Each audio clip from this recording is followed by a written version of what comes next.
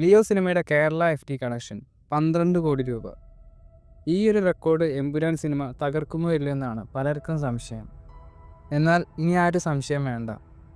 Leo സിനിമയുടെ Kerala FT collection Empuraan cinema എന്തായാലും മറികടക്കും. കേരളത്തിൽ അമ്മാതിരി ബുക്കിംഗാണ് ബുക്കിംഗ് സൈറ്റിലൊക്കെ നടക്കുന്നത്. 1 മണിക്കൂറിൽ 2.5 കോടി രൂപ ബുക്കിംഗ് തുടങ്ങിയപ്പോൾ കേരളത്തിൽ ക്രോസ് ചെയ്ത എമ്പുരാൻ പിന്നീട് 3 മണിക്കൂറായപ്പോൾ 4 കോടിയിലേക്ക് കേരള പ്രീസെയിലെത്തി.